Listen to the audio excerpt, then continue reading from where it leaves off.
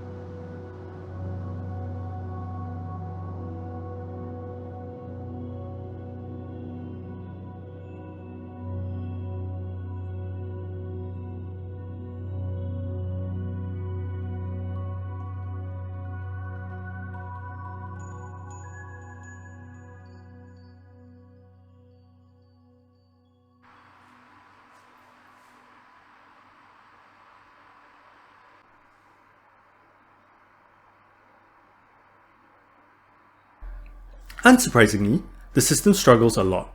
I didn't even dare to try screen recording directly with it, hence recording most of the shots off my camera. As soon as there was at least one slightly CPU intensive task, the whole system became extremely sluggish. I swear there was even an instance where I was updating the drivers and installing drivers, and I waited 5 minutes for the setup just to load. In FF14, while the load times were longer, the game ran surprisingly well. But maybe not all that surprising considering FF14 Realm Reborn was released in 2012. At 1080p, FPS was a minimum of 43, maximum of 88, with an average of 65. Genshin Impact though ran horribly.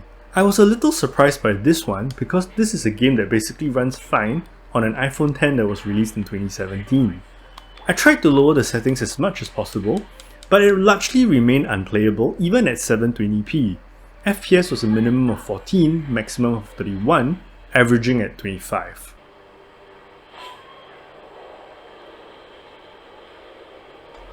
Warzone... I don't even know how to talk about Warzone. The whole experience was very painful. The game could barely load half the time. I couldn't even get into a multiplayer session of Battle Royale, and when I did get into the tutorial mission, the minimum FPS was 0, with a maximum of 19 and a very high average of 8 FPS. Honestly, I think most of the time was spent well under 5 FPS, so I have no idea how Fraps came up with an average of 8. All in, it was actually a pretty fun experience resurrecting this relic of the past. I'm probably going to repurpose this build into something else though. Initially I was planning a server of some sort, but now I'm not so sure, so I'm going to explore a little further. Anyhow, that's all for today. If you like this video, do hit the like button. There's also a lot more interesting content upcoming as well, so do hit that subscribe button as well so you don't miss it. Until the next one, thanks for watching.